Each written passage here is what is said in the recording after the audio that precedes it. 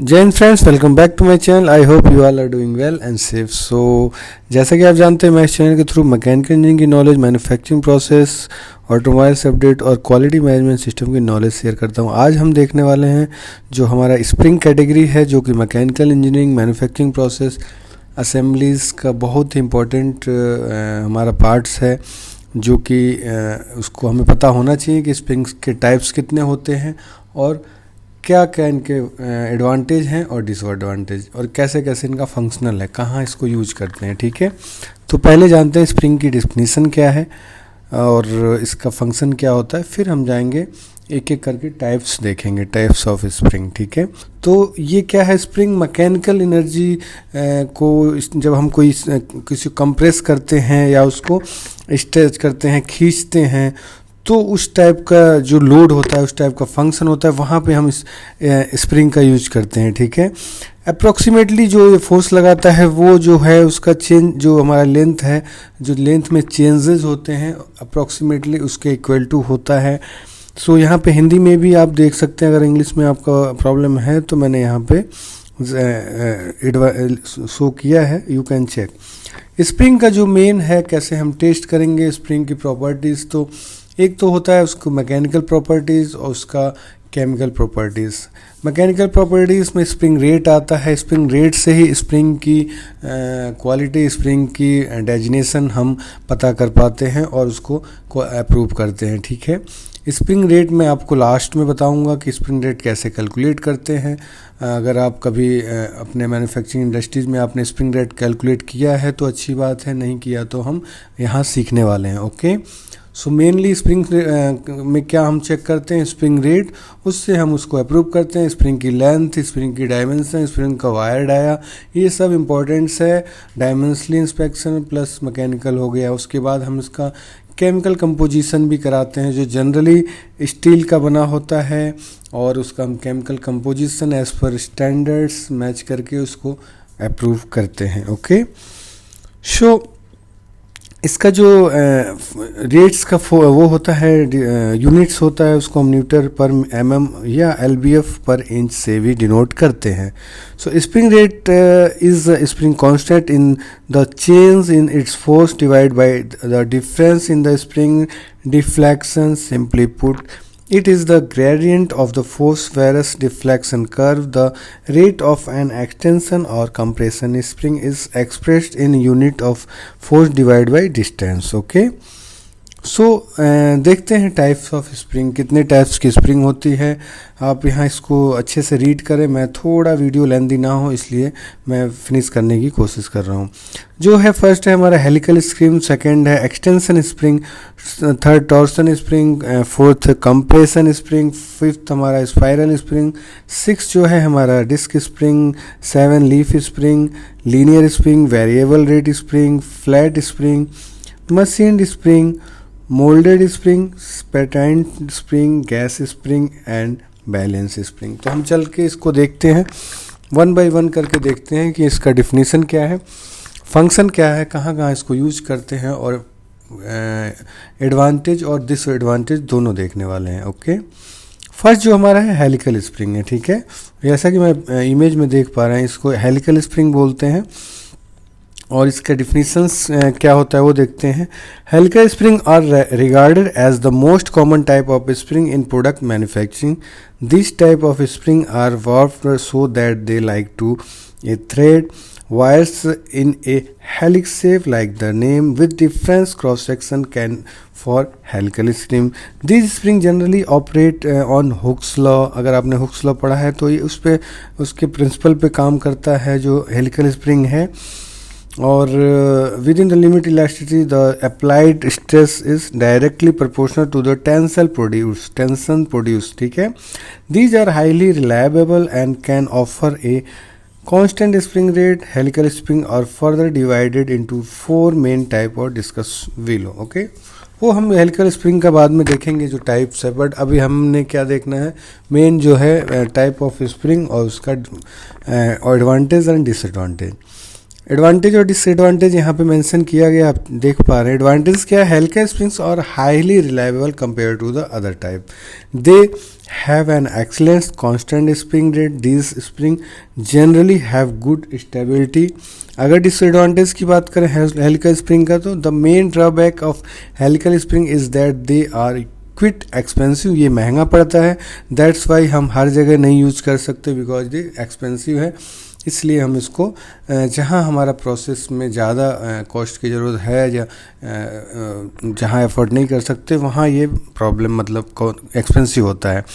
Second is there is also the problem of load wearing, load का भी problem है, load wearing capacity कम है। Okay, सो वहाँ भी हमें ध्यान देना है। सेकंड जो है extension spring, extension spring means हमारा जहाँ स्ट्रेस का खिंचाव का आता है, ठीक है, खिंचाव का जहाँ फंक्शन होता है वहाँ पे हम करते हैं। अगर आपने देखा होगा ये कहीं अगर हमने देखा हो साइकिल के स्टैंड में भी ये स्प्रिंग यूज किया जाता है, वहाँ पे ये खिंचाव का काम करता है।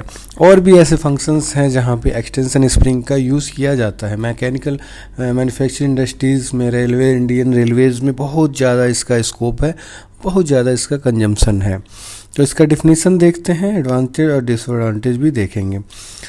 Extension spring are designed to absorb and store energy as well as to resist pulling force, जैसा कि मैंने बोला खिंचाव, पुलिंग।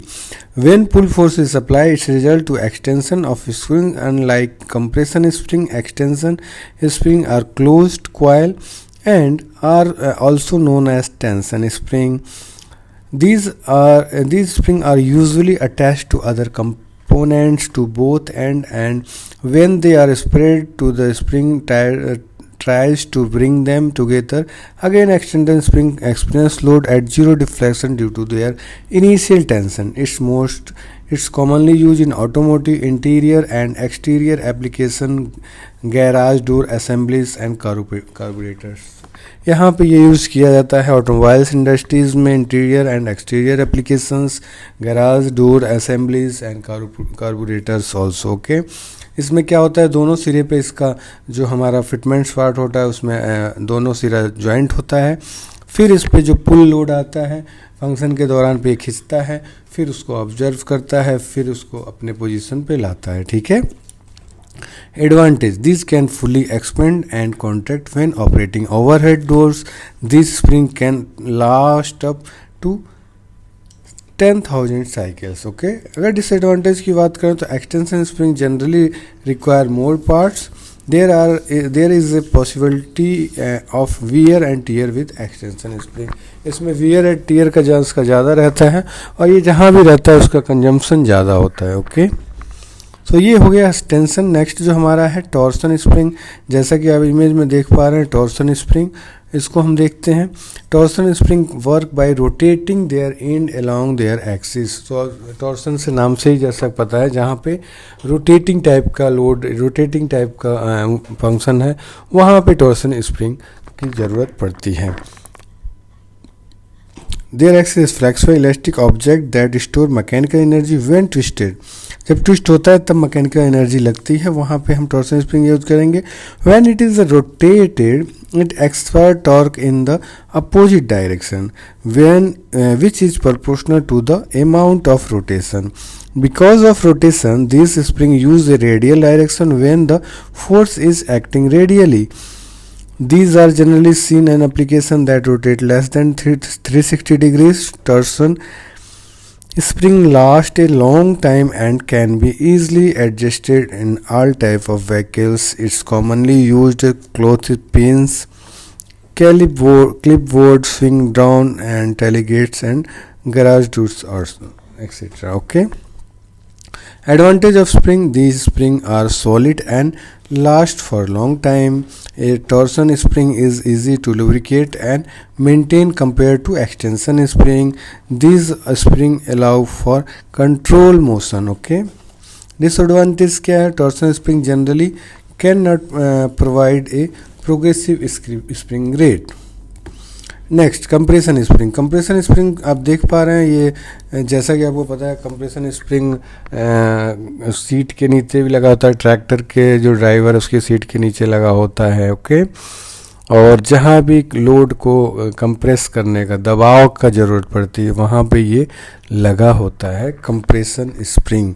और भी ऑटोमोबाइल्स में इसकी ज़रूरत पड़ती है, स्मॉल साइजेस से लेके बिग साइजेस तक। ट्रेन में भी आपका कंप्रेशन स्प्रिंग का ज़रूरत पड़ेगा, इंडियन रेलवेज़ में।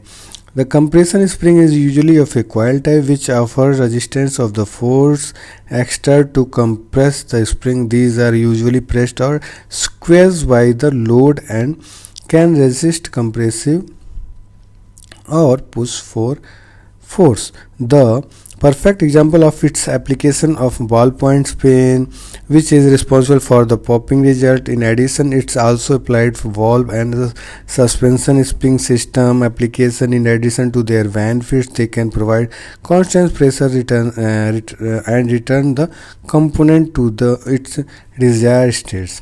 Advantage क्या है? Compression spring may oppose the movement of another component. It can return the component to its desired state. These spring usually provide constant pressure. Disadvantage क्या है? ये expensive होता है. Spring loses its shape and stability when it's overused. If the spring is broken, it is not repaired. ये repair नहीं होता है, अगर टूट गया तो इसको हमें स्क्रैप करना पड़ता है, इसलिए एक्सपेंसिव भी होता है और इसको रीयूज़ नहीं कर सकते। फिफ्थ जो हमारा है स्पाइरल स्प्रिंग है। स्पाइरल स्प्रिंग भी आप देख पा रहे हैं इमेजेस में। Spiral spring constant of coil wire usually in a flat spring or a helix shape. These springs are commonly used for energy storage. These type of spring are made by joining rectangular metal spring strip to plain spiral. When used, it store appropriate amount of energy and can release it a constant rate. These continuous release features make it suitable for mechanical wedges, toys and seat recliners. Okay, so ये हो गया आपका spiral spring. Next देखते हैं हमारा disc spring. Disc spring आप image में देख पा रहे हैं। और अगर बात करते हैं डिफिनीसन की, this is also known as a wave spring. हम वेल वाशर, वेल जैसे वेल वाशर्स बोलते हैं वैसे ही वेल वाइल स्प्रिंग इसको भी बोलते हैं। These are ideal for high load application specially where space is limited. Space जहाँ कम हो और लोड ज़्यादा की ज़रूरत है तो हम वहाँ पे डिस्क स्प्रिंग का यूज़ करते हैं।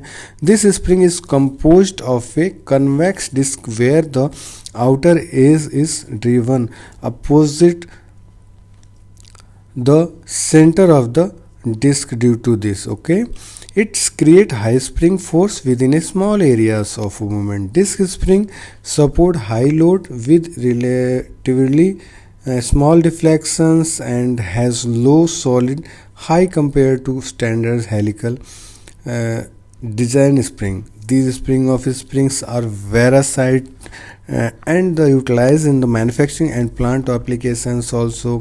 Advantage की बात करें, disc spring provide high energy storage capacity and long service life. Using this spring, wave spring, it give good shock absorptions and energy dissipation. Disadvantage क्या है? Deviation in this spring difficulty to guarantees और warranties में ये problems है, उसमें थोड़ा सा problem. बाकी इसके एडवांटेज काफ़ी अच्छे हैं। लीफ स्प्रिंग आपको अगर ऑटोमोबाइल्स में है, ऑटोमोबाइल से बिलोंग करते हैं तो आपको पता ही होगा। ये मेनली ऑटोमोबाइल्स के शॉक एब्जॉर्बर्स में काम करता है, लाइक ट्रक हो गया, बस हो गया, इंडियन रेलवेज़ भी है, उस सब में ये हमारा लीफ स्प्रिंग काम में आता है।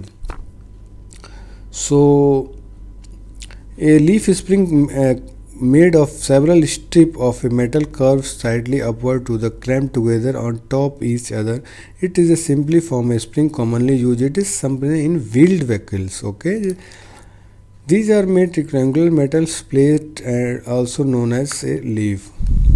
ये एक लीफ जनरल स्ट्रिप्स का बना होता है, सेट करके उसको हम बनाते हैं, जो कि जो व्हील्ड व्हीकल्स हैं उसमें यूज किया जाता है। These are sometime refer to the elliptical shape or cart spring. One of the oldest spring forms, a leaf spring, form a thin arc-shaped length of a spring of a rectangular cross-section.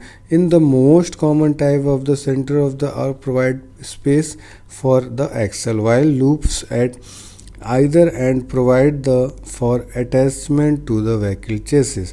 Advantage क्या है? Leaf spring are light in weight and are known to be strong.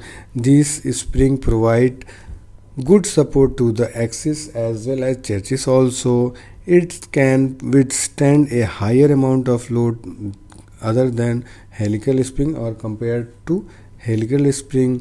Disadvantage: ride comfort is not as good due to the inter-leaf friction between each leaf. As time passes, these spring lose their shape and can sag. Okay. So friends, ये हमारा हो गया 7 leaf spring तक हमने देख लिया. बाकी का जो बाकी का स्प्रिंग्स हैं वो नेक्स्ट चैप्टर में हम देखेंगे, क्योंकि एक चैप्टर में ये 15 टाइप के लिफ्ट्स हम करेंगे तो काफ़ी चैप्टर लेंदी हो जाएगा. ओके, तो आप इतने 7 तक का रीड करें और लर्न एंड ग्रो करें. ओके, फिर मिलते हैं नेक्स्ट चैप्टर में. तब तक अपना ध्यान रखें. चैनल पर नए हैं तो सब्सक्राइब करें, ऑलरेडी किया तो अपने फ्रेंड्स के साथ शेयर करें. फिर मिलते हैं नेक्स्ट चैप्टर में. जय हिंद, वंदे मातरम.